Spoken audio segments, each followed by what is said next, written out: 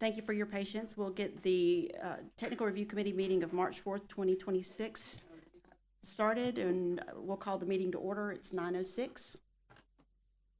Karen, do we have any announcements for this morning? No announcements? Okay. We have a copy of the minutes in our packet. This is from the February 4th, 2026 meeting. Has everybody had a chance to review those minutes? Do we have any changes? No? Okay. Do we have a motion to approve the March 4th, 2026 TRC minutes? Motion to approve. Second. Okay. All in favor? Aye. All opposed? That'll be 0. Motion carries unanimously. Okay. Moving into our project reviews, the first item on the agenda, which is the Esnell abandonment, it's project number PA 25000006. This project is being continued to the March 18th, 2026 meeting due to issues with the sign posting.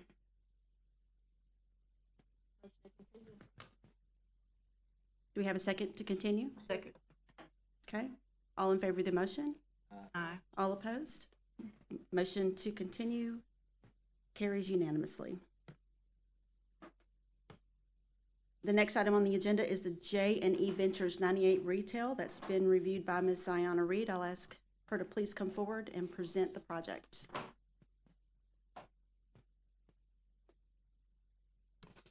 Good morning. Thank you.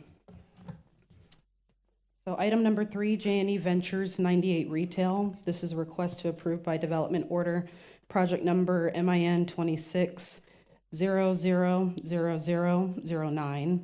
This is a minor development order application submitted by Palmer Construction Management, LLC, on behalf of J&E Ventures of SRB, LLC, requesting to develop an additional 12,000 square foot two-story commercial building on 1.16 plus or minus acres with a future land use of mixed use in a zoning category of coastal center. The property is located in District 4 at 12272 US Highway 98 West and can be identified by the parcel number in your staff report. May I please enter the staff report into the record? So entered.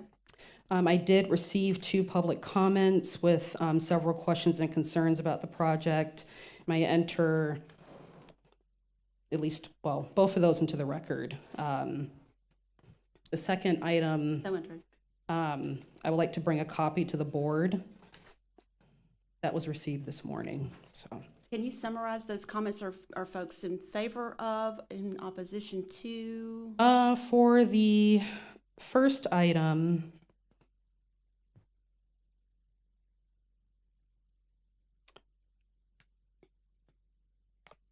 so the first set of comments is in opposition to the development. Okay. And there are several questions concerning consistency with the land development code. There's questions about the level of fill. There's also questions about wetlands and lighting, Okay. to summarize. And for the second public comment, if I can approach and bring this copy to Absolutely, the board. please.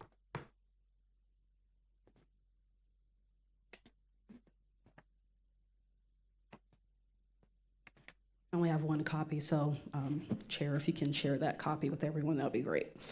For the second item, I did receive this morning, and this resident, well, it's a property adjacent to it's the property on the east side of the subject parcel, and a lot of their concern was with the stormwater runoff adversely affecting the property, their property. So the applicant was not made aware of this because I received this information this morning. So when we get to that stage of the applicant presenting their project, I would probably give them an opportunity to address that a little bit further. Okay. So with that being said, did I enter both of those into the record? Okay, You did, perfect. yes, ma'am. Okay, so there are outstanding comments in the staff report. particularly from planning, scenic corridor, where there are additional comments under that technical review that are pending. We haven't received fire district comments yet, or environmental comments.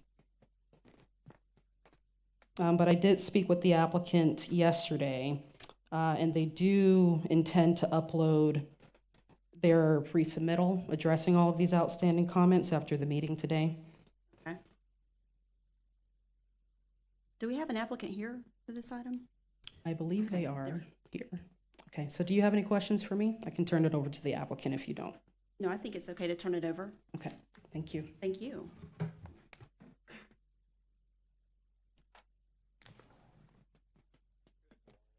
Good morning. Can we get your name for the Yes, record, please? Jordan Palmer with Palmer Construction Management, here on behalf of my client, J&E Ventures of SRB LLC.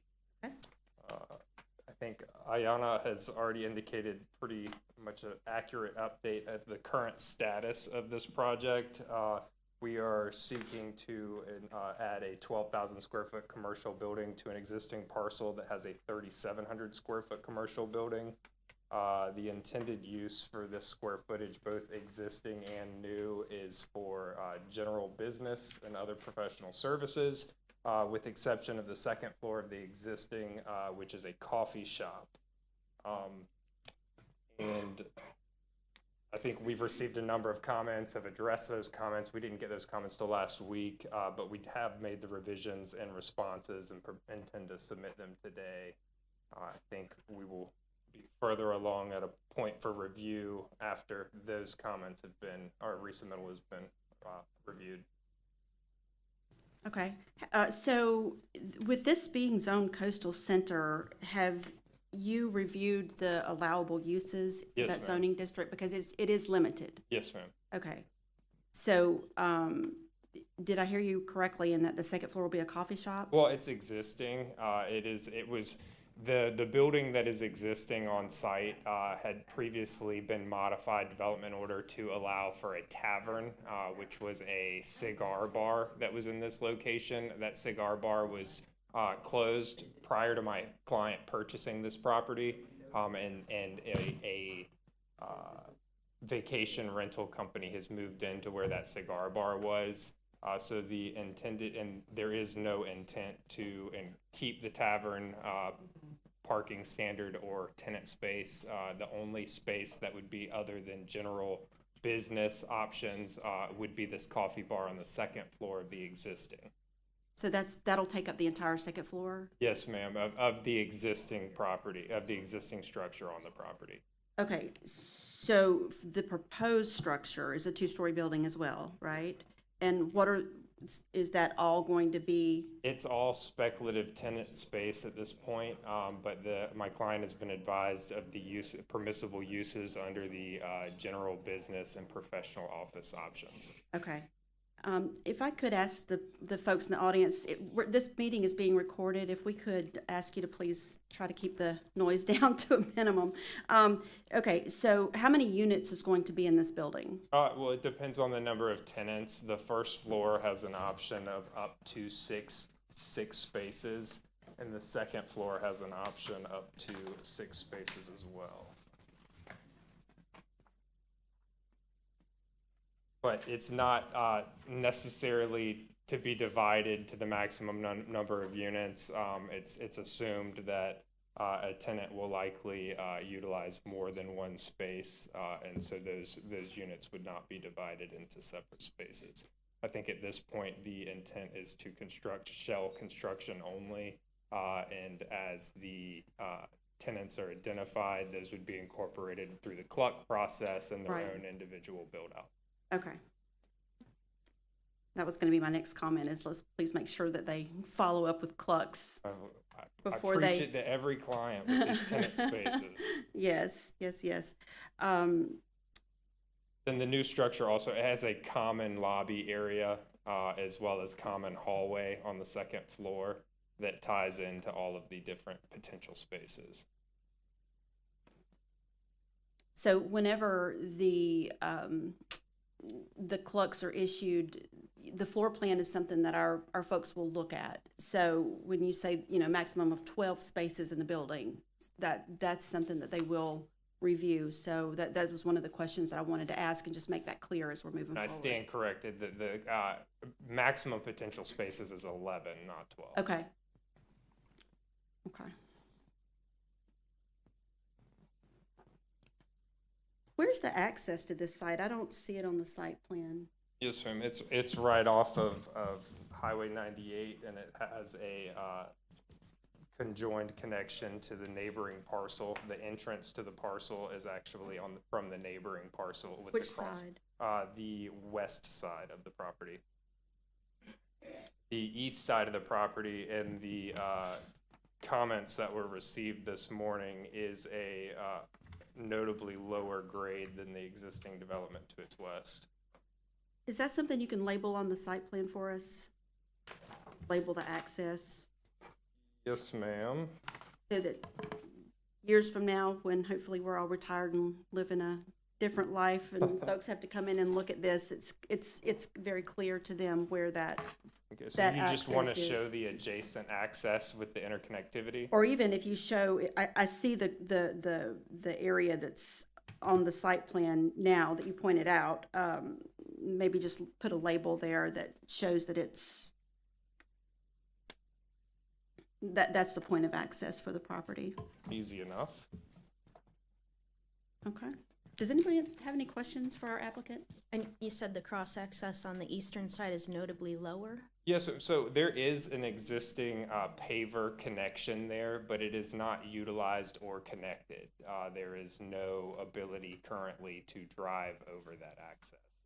I believe the east parcel has its own access point, which it does, which is adjacent to the property line here. And there is no interconnectivity between those lots. It only exists between the western lot and this lot. So what's stopping the interconnection? I don't know that it's had a desire or requested use to be connected by anybody. I think they're separate tenants. I can't speak to the past. My client only recently purchased this property, and it was an as-is. So the proposed fill that you're putting onto this property, based on the property to the east, is there any way to meld those together to make it possible in the future? Well, the to do that? proposed fill is only on the rear of this site because the front existing is to remain the same, and we are elevating the rear of the site for exfiltration system and installing a 550-foot retaining wall. And so the grade will actually be raised in the back compared to the adjacent lot, and the existing next to the adjacent lot is already a difference in grade. So there's been no intention to modify any of that area. So something I didn't see earlier when I was looking at this are the wetlands to the rear. Yes, ma'am. I don't see anything, unless I'm missing it in the site data table, that discusses the wetland impacts and the Yes, ma'am. And perhaps it is called out on the revised submittal to be sent in. Okay. Was it not on I think it's on the original. It's on the erosion control page CO2? okay, can we get that added to the site data table, please? It's just that's probably a comment that you've already received, but just so that it's here and we can see it all together. So we'll need those calculations and how you determined the impervious surface ratio reduction because of the wetland impacts. It does bring up one question about the ISR at 52% provided. Is that correct? It was revised on this latest set. Allowable shows 85% and provided is 67% is what we're currently showing on the revision.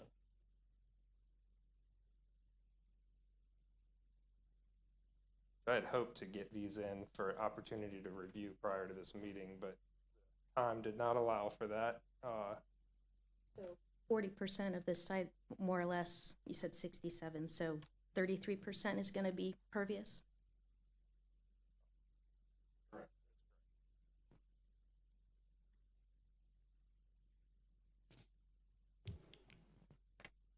And the discussion was brought up with the planning department as well. You know, the option of placing this building, the lesser wetland area is at the rear property line of this building, or of this property, and that was the preferred location originally to place the building. But we were directed that it would be preferable to be behind the existing building and further away from the neighborhood in the back. So that was how we ended up shifting to directly behind the existing.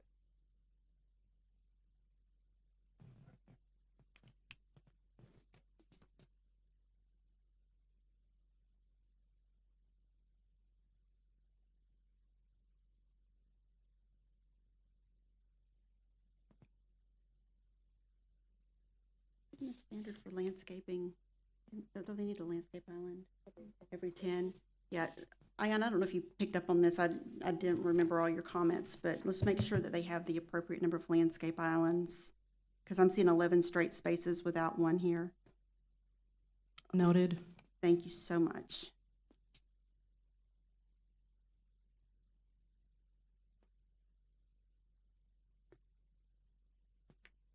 Okay. Does anybody have any other questions for our applicant this time? Do we have anyone from the public? With this being a minor development order, we will take public comments. Would there be a way to, I can't speak for Sammy, I know he hadn't had a chance to review this apparently, but with it being a two different two stories on one lot, would it be feasible to have a, secondary egress for emergency situations? Because if there's a fire in the back or in the front, there's no one, they won't be able to get out of that location. Right, I think we've provided the proposed loading and turnaround zone, but due to the existing site constraints with the change in elevations of adjacent properties and the residential neighborhood in the rear, I don't see where there's an additional opportunity for egress in the rear of the property. Perhaps that could occur within the existing paver connection to the east property. I think that would be the best option, but that's gonna be on Sammy too. That might be something he would ask or entertain. Madam Chair, may I interject? Yes, please. In response to Jeremy and Andrea's question regarding access and emergency services and things like that, there is a comment from engineering, comment number 10, regarding the cross-access, a possible cross-access easement to the east. It does state that if no cross-access easement exists, a stub out shall be provided for future connection upon redevelopment. So it appears that's something that the applicant would have to address in the resubmittal. Thank you for that.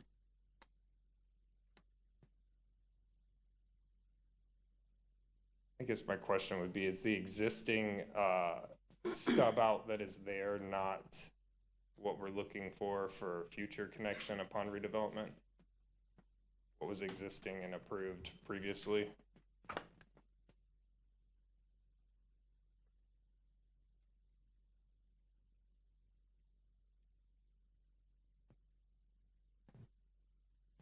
Is it labeled as such in the civil plans? I don't have the full set here in front of me. Labeled as such as existing or Proposed, you're talking about proposed? to the east, correct? Yes, ma'am.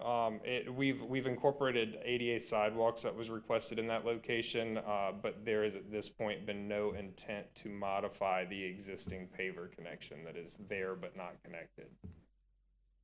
Per the site plan, it is not labeled.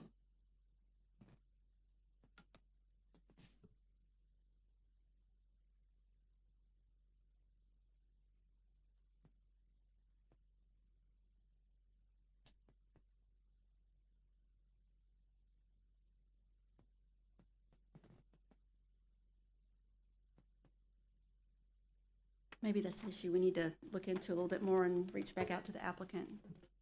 Yeah, when you That address the engineering comments, perhaps you can just add the label and check the boxes to complete. Understood.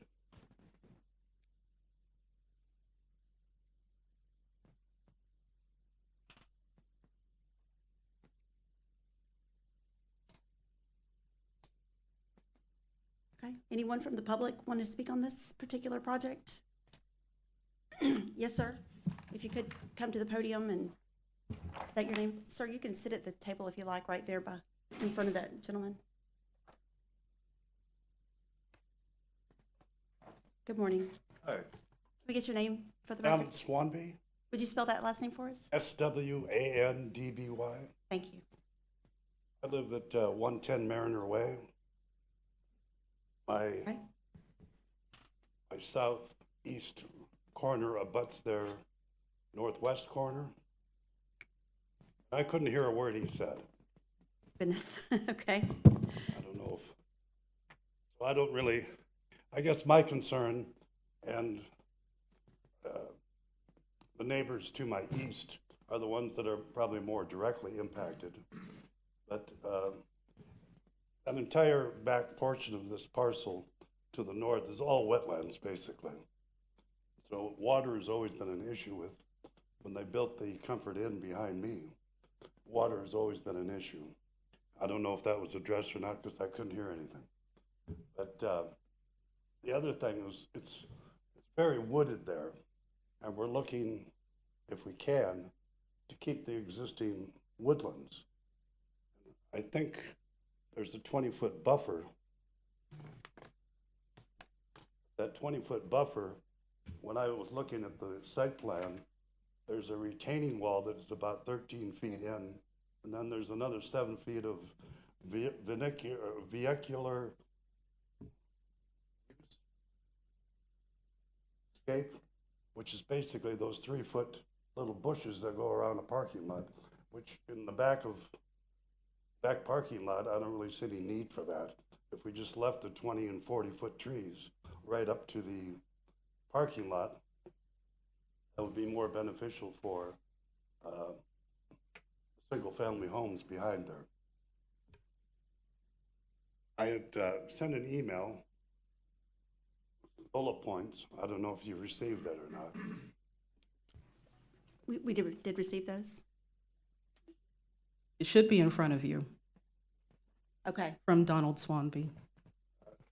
Quite a few concerns there, but I couldn't hear anything you said, so I'm just telling you the main points right now. Between the existing building and the proposed building, there's like 30 feet in between. And I guess one of my questions is, why is there that 30 feet discrepancy? Couldn't it be moved, the new proposed building be moved further to the south so that we can preserve more of the woodlands behind?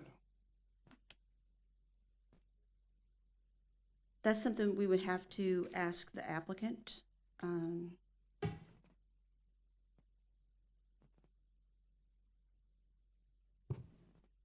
I don't know if that's something that you all would be willing to consider and address now, or if you would like to maybe meet with Mr. Swanby offline and, Our challenge in moving. I'm sorry, if you don't have a microphone, we'll need you to come up. I apologize. Challenge in moving that building south from there is existing stormwater management facility for the existing building. The entire 30 feet? Yes, well, and then now an ADA handicap side. But that whole section between the two buildings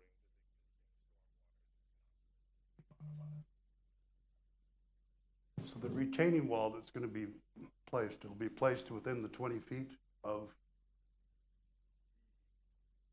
Yes, sir. We have a 20-foot landscape setback, approximately 15, 16 feet of it will remain natural. Then you have a retaining wall that will have landscaping in front of the parking. now about 5 or 6 feet south of the single-family houses is private property. That's our property, Okay. beyond the fence. Yeah. So are you marking the 20 feet from our property line? It goes from the property line south. We would have a 20-foot buffer. The majority of that buffer will remain natural. So from our existing fence, it would be roughly 25 feet. Potentially, yeah, we're going from property line. I don't have Right. necessarily the fence.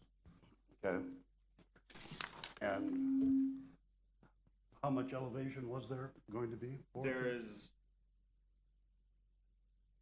maybe 5 feet of elevation change at the retaining wall. Like first 15 feet will remain natural. I believe there's a ditch back there as well, that everything will. Retaining wall, is it within that 20 feet? Yeah, it's maybe 3 feet in to allow for some landscaping in front of the parking. And I noticed that our environmental planner, who is our landscape buffer specialist, hasn't provided comments yet. I don't have that code in front of me to know if the whole 20 feet needs to be landscaped or if that retaining wall can be within that buffer. So that may be something that will have to be addressed once we get the environmental comments. Does that make sense? I guess what I'm trying to say is, we want to keep as many of the existing trees, because they're very large. It's a wooded area, but it's also all wetland.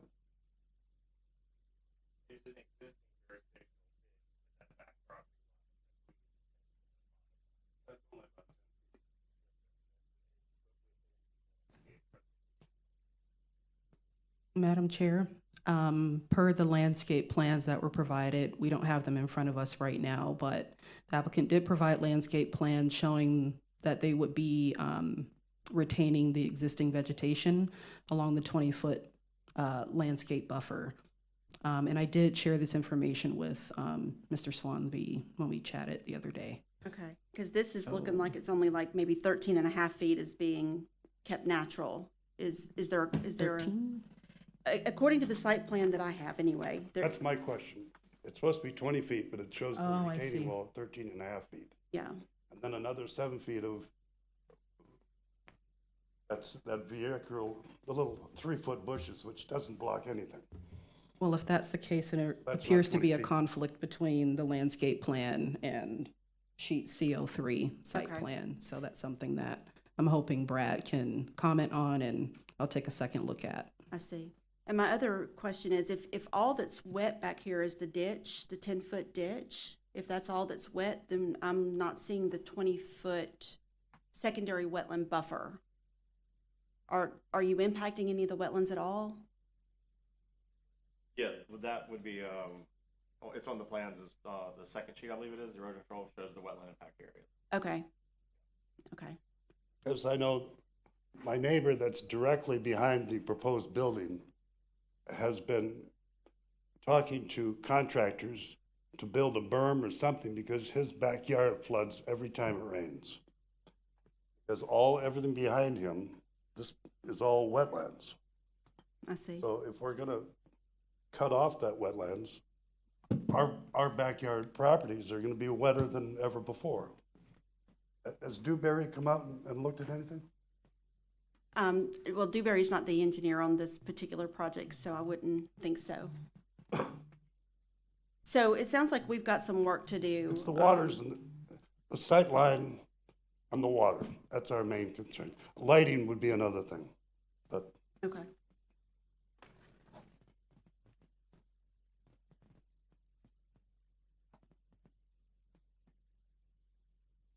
and you see my little bullet points. There's quite a few items there that I'm not bringing up, but Yes, sir. I guess I would like answers to some of those. Okay, we can At work some on getting point. those answers for you. Are we gonna be having another meeting? I'm going to see, we'll have to see what happens with the vote on this particular project. But let's see if there are any other public comments, and we'll definitely get you some answers on your questions. Thank you. Yes, sir. Was there anyone else? My name was Brad Harris. I was the Okay. engineer. Okay, thank you. Okay, so I don't see any other public comments, so we'll close to public comments for this particular item. Ayanna, did you have a recommendation on this project? Given the discussion this morning and all of the outstanding comments and things that need to be addressed, I recommend continuing it to the April 1st TRC meeting. Okay. Committee members, do we have a motion? So moved. Second. Okay, do we have all in favor? Aye. All opposed? That carries unanimously, so we'll continue to the first meeting in April. Karen, do you have that date? April 1st. Okay, so the April 1st, 2026 meeting, we'll hear this particular item again. Okay, thank you.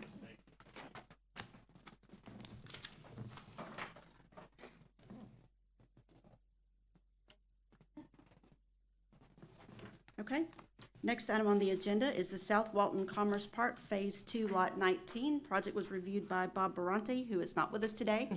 So Rosanna Edwards is going to present in his absence. Good morning. Good morning. This is the South Walton Commerce Park, Phase 2, it's Lot 19. It's a request to approve by development order, it's project number MIN 26-000011. This was reviewed by Bob Barante. This is a minor development order application submitted by Interlight Engineering Corporation on behalf of Share Enough 5 LLC, requesting to develop an office warehouse building and storage laydown yard on Lot 19, which is approximately 1.10 acres. It has a future land use in the zoning category of Bay Walton Sector Plan Village Center. The property is located in District 5 and is just south, it's on the south side of Sarah-Noah Road and identified by the parcel number in your staff report. If you would, please enter Bob's staff report into the record. So entered. I did a quick run through on the project submittal yesterday. It looks like, well, for one, the square footage, I think these are limited to 10,000 square feet, and David can correct me if I'm wrong there, but there does appear to be a conflict in the square footage. However, I think what he is showing in his staff report is 2,000 square feet of warehouse and 8,000 square feet of storage. However, I think engineering may have something else as depicted in the narrative in the site plan, which shows 5,900 square feet of office and 4,100 square feet of warehouse, which would exceed that 10,000. So I will let David clarify that. I also looked on the architectural plans. There is a floor plan provided, but I could not determine what that square footage is from that. It didn't appear it was provided, and also I did not see elevations. Outstanding items, there were some additional engineering comments related to that square footage. For one, as the traffic impact analysis did do the 2,000 square feet of office and 8,000 square feet of warehouse. So there's a lot of items under engineering, some stormwater comments. There were some environmental comments from Brad, and it does say there are a few planning comments as well. I Those noticed look like minor comments. it looked like he marked that it was Yes. compliant. So I noticed Yes. that discrepancy there. So we do have outstanding planning comments. Those look pretty minor. There is 4 comments, and I think one is street trees. And I believe, let's see if we've got which environmental did provide their landscape comment, so I'm sure that's under there as well. Looks like we're still pending fire as well, correct? They're waiting for fire.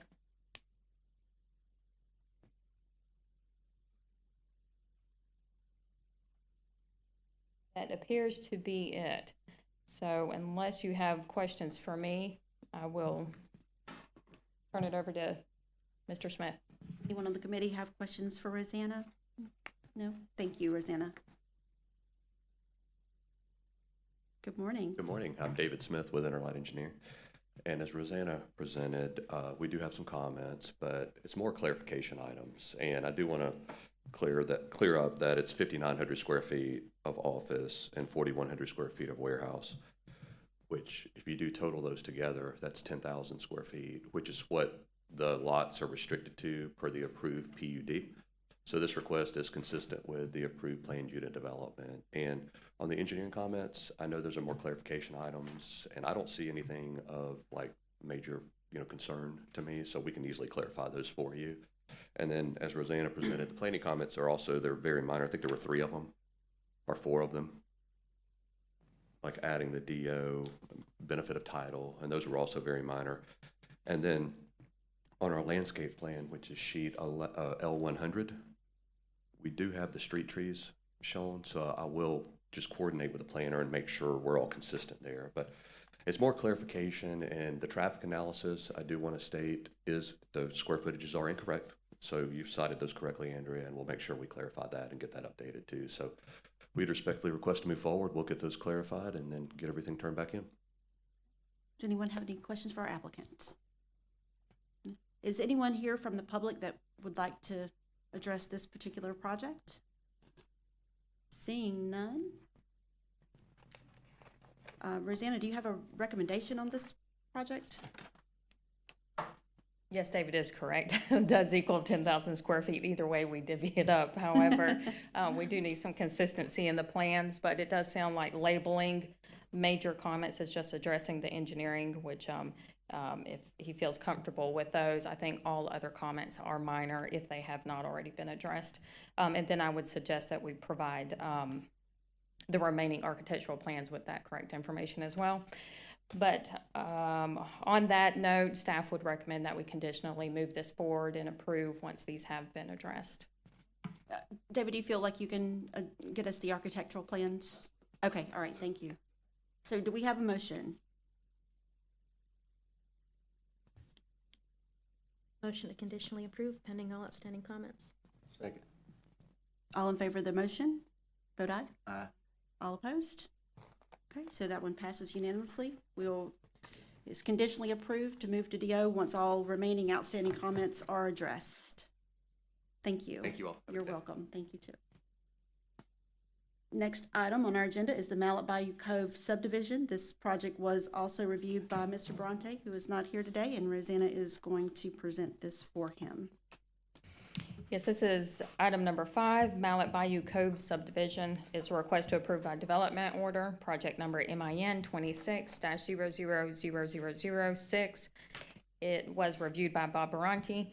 This is a minor development order application submitted by Cliff Nauer on behalf of Pillar Pine Properties LLC, requesting to develop 8-lot single-family subdivision on 6.99 plus or minus acres. Has a future land use of rural residential, and a zoning category of rural village. The property is located in District 1 on Mallet Bayou Road and identified by the parcel number in your staff report. If you would please enter Bob's staff report into the record. So entered. So I did take a look in the file this morning. We did have questions about the sign posting. I know, and we can ask for clarification from the applicant. Unfortunately, our InterGov system is not friendly with JPEGs. Sign posting affidavit was in there, but as far as the picture itself, we may need to ask Cliff if we can retain a different form document for that, or get clarification, ensure that was uploaded. There was also, I noticed, a resubmittal yesterday that the applicant has provided, obviously has not been routed or reviewed, but as of the date of the staff report, there were some engineering comments. We are waiting for Eglin to respond. North Walton Fire Department, in their comments we did receive, was requesting an additional fire hydrant. And county right-of-way comments and planning comments, which appear to only be 2 comments requesting acreage on the survey and photometric plans, if those are applicable. So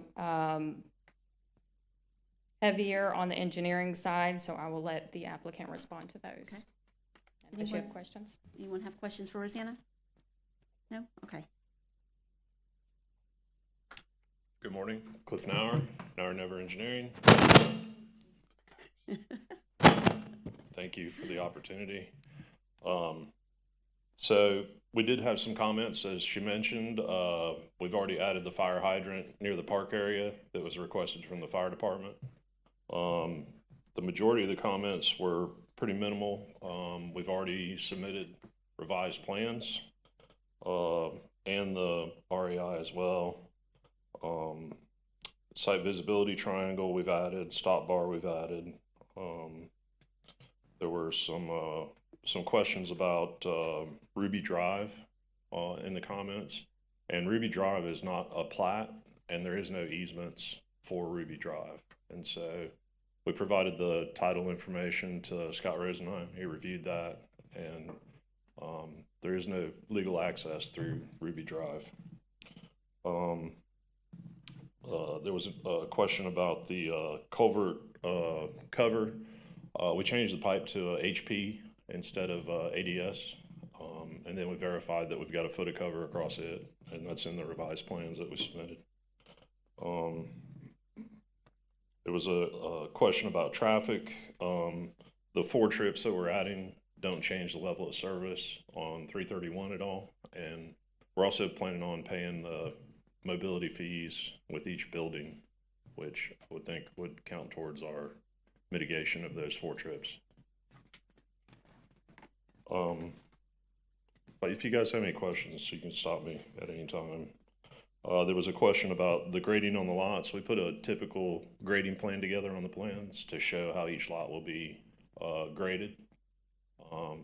And we changed the label to finished floor elevation instead of lot elevation. It should have said finished floor elevation. And so we revised that. That's on the plans that we already submitted. There was a series of questions on stormwater, and so we added the swale to the model. We also did a mounting analysis based on the Water Management District's Volume 2 handbook, and we get drawdown in less than 1 day. It is a shallow groundwater table, for sure, but we also have a very shallow pond. So we modeled it with the perk links like you asked for, and also did a mounting analysis. It all works good. There was a question about adding a note to the plans so that access could only be from Salt Marsh Drive, which is our roadway, or Saltgrass Circle, sorry. I guess somebody may have been concerned that the lots would put driveways in on other properties somewhere, but we've added that note, and we didn't intend for any properties to have access anywhere else. See, those are the stormwater issues. We addressed all the stormwater. The only other issue that we had was a question about the landscape being in the bottom of the swale, and the owner would like to have the trees in the bottom of the swale. And so it's a good place for us because we've got a force main on the outside of the easement, and we've got our water main in the shoulder. And so it's an open area where we can plant trees without having any utility conflicts. And so I'll be happy to answer any kind of questions you got. Will those trees survive in the swale? Yes, the swales are dry. Okay, Yes, ma'am. okay.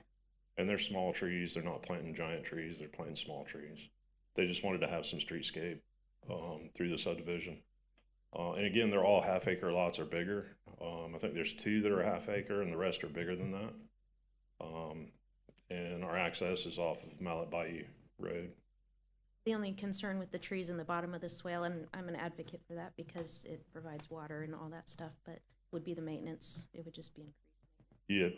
Yeah, the HOA would be responsible for that, for sure. And then all our roads are private. We added that to the plans too. We noted that the roads are private in the plans because I guess there was some question about whether or not they were going to be dedicated to the public, and they're not. So this area, I'm gonna call it a dog leg, that's on the western side, where how it wraps around the lot. What's gonna happen with that area, with that part of the parcel? I don't see any labeling on the, Not sure which parcel you're talking about. There's one lot that's going to remain as is. Are you talking about lot? I think it's lot 11, I believe. well, it's not labeled on the site plan as that. I think I saw it on the survey, Is it the one on the south here? this area. Yes, ma'am. That's staying as a single family lot. It's not included in our calculations for anything on the project. The guy owns it, but we're not doing it. Okay, so is that particular lot part of that unrecorded subdivision? Yeah, so it's a lot of record already. So it's a separate parcel, but it's a lot of record already. And so we're not using that lot as part of the subdivision. Okay. Have you confirmed that with our staff? That it's a lot of record? Right, meaning that it's the same shape and size and everything that was part of that Mallet Bayou unrecorded subdivision? Yeah, we're not using that as part of our project. Okay, I guess my point is that it's not included. There is an unrecorded subdivision for that area. And whenever someone comes in to build a house on that Yeah. excess Yeah. parcel, Yeah. our BPR staff is going to do a lot of record research on it. So if it's not the same configuration that it was, We didn't change it. Okay. We didn't change it at I all. think we just might want to double check and make sure that it's the Yeah. same configuration that it was in 1996. Yeah. So that they don't have issues and we have to come back in and do another development order Yeah. or something to add that. Yeah, we used they surveyed that lot, and we used the rear boundary of that lot for our rear line of our project. Okay. So we're not touching with that lot or reconfiguring it or doing anything to it. Okay. Again, I just, throw caution out there. I've seen too many times where we thought something was a lot of record, and Yeah. when they came in for BPR, we find that it wasn't. Yeah. So, It's listed on the survey as, I think it's lot 11, I believe is the lot number. So it's listed on the survey as lot 11 of that subdivision. right, we just need to make sure that the configuration when it was created in that unrecorded subdivision as lot 11 is the same that it is now. Because Okay. if it's not, Well, we then- didn't change, we're not changing anything to it. Okay, I mean, hopefully it is. I would just caution you to, put in a request for a lot of record research for that, and let's confirm so that we don't run into issues down the road for your, for your owner. Okay, well, we're not asking for permission to do anything with that right now. Okay, So that's not part of the request. I think we need to label it as something though. Excluded from project or something like that? That would be fine. I just think it needs some kind of label. Sure. So that when, 10 years from now, someone looks at the staff report and it included that, but then it's not labeled as anything on the site plan. Yeah, it's shown, it was shown on the survey because it was part of it's a property that he owns. He owns those are all lots. Right. And so it's one of the lots that he owns, so it was shown on the survey.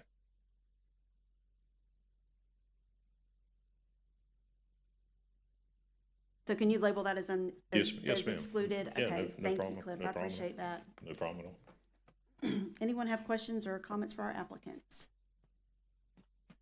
I do have a couple of my neighbors across the street are here that may want to speak as well. Okay, great. All right. Do we have anyone from the public that'd like to speak about this project? Any questions? No, not seeing none? I know. Been there 30 years. Wow. Wow, that's fantastic. We're glad y'all came. Thanks for showing up. I paid them to come today. Okay, so no comments from the public, so we'll close public comment. Do we have a recommendation on this one?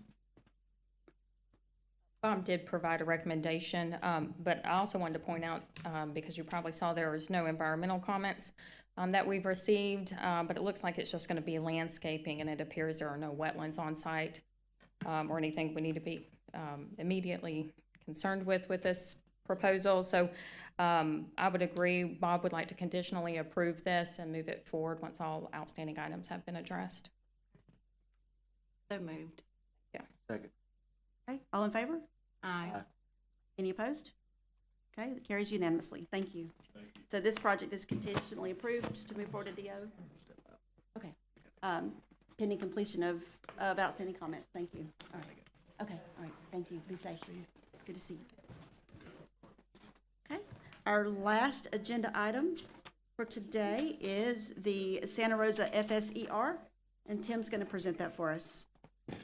Yes, good morning. This is a minor development order application submitted by Catalyst Design Group PC requesting approval to develop a 10,860 square foot freestanding emergency room and associated infrastructure on 2.59 acres with the future land use of mixed use and a zoning of village mixed use. The property is located in District 5 on the north side of Highway 98, just west of the public shopping center. They resubmitted this last week, so I went ahead and did my review. However, I don't have any of the other reviews yet. As you can see from the staff report, they really did not satisfactorily address hardly any of my comments. We still do not have fire comments.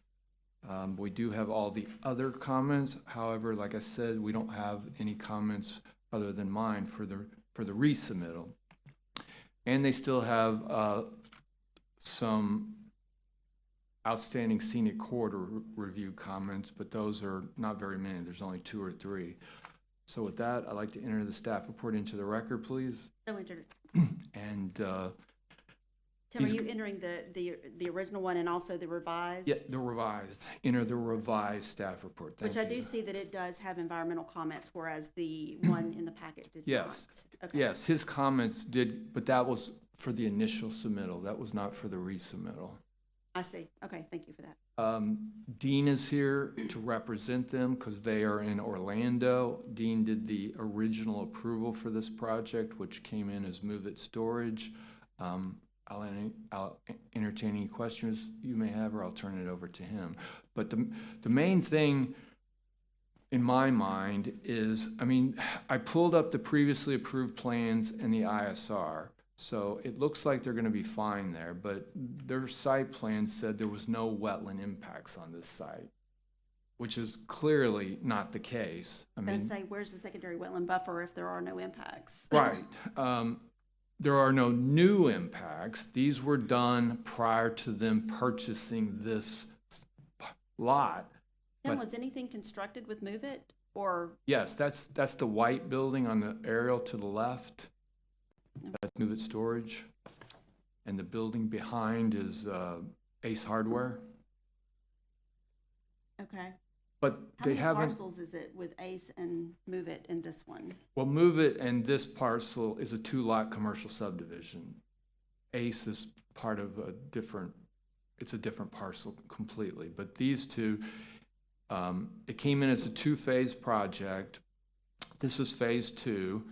They platted the 2 lots, so it's 2 commercial lots. So Move It, which is Avid now, Avid Storage is on lot 1, this is on lot 2. So these impacts were done with phase 1.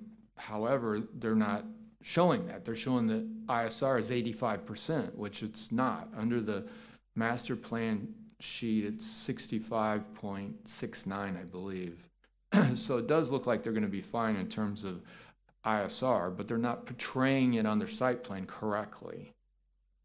Yeah, and I think this is probably a question for the applicant, but I'd really like to see us get that site data table on the site plan so that it's easier to review. Yes, it is definitely not as easy with it being on the cover sheet. So we can ask the applicant if they can, if he can speak to the engineer on that to try to get that taken care of. Does anybody have any questions for Tim? And for the record, our fire representative from the north end had to leave, so it's just the 3 of us here for this project. Good morning. Good morning. Dean Burgess with Emerald Coast Associates.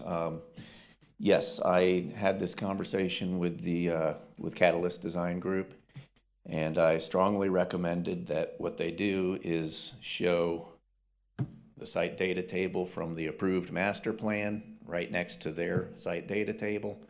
So all of that is on the latest set of plans.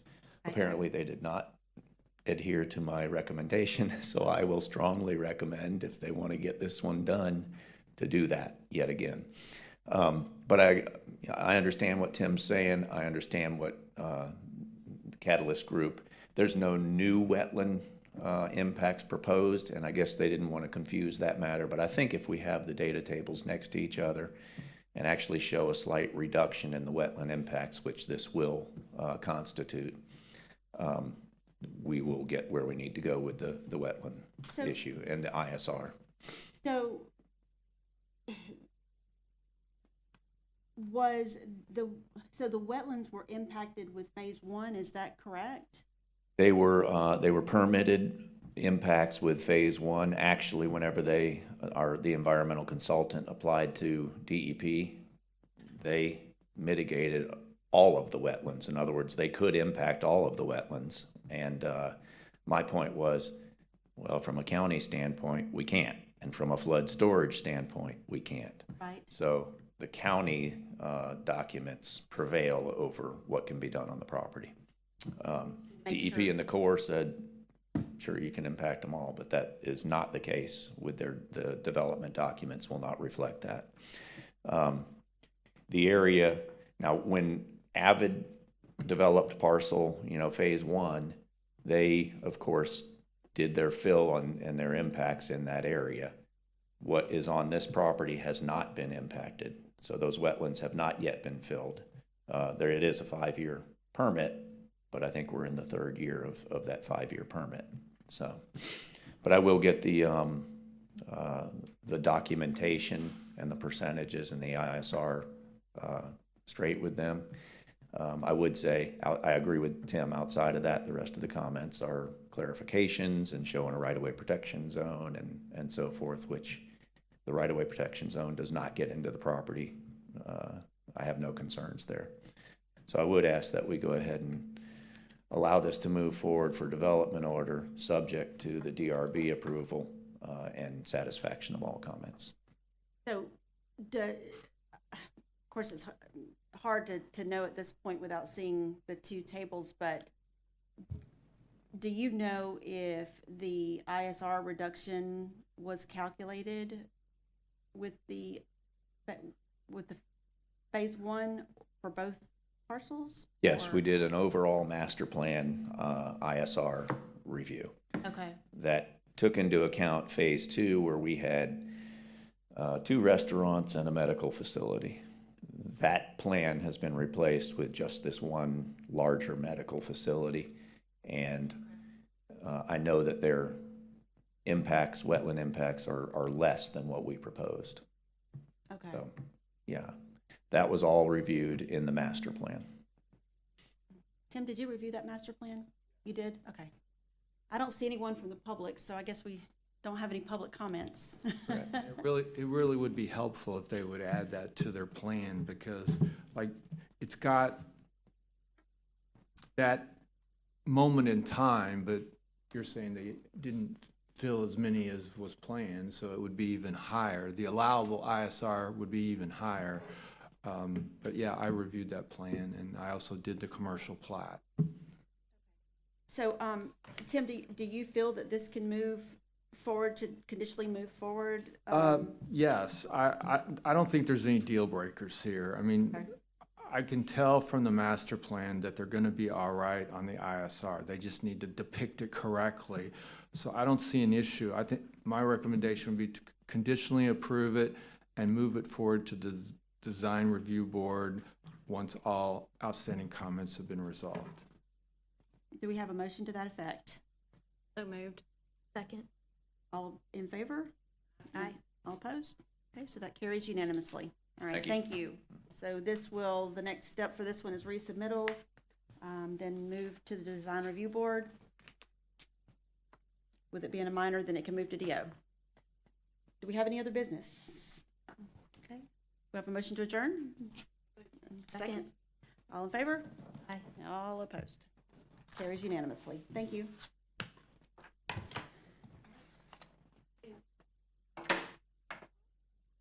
It is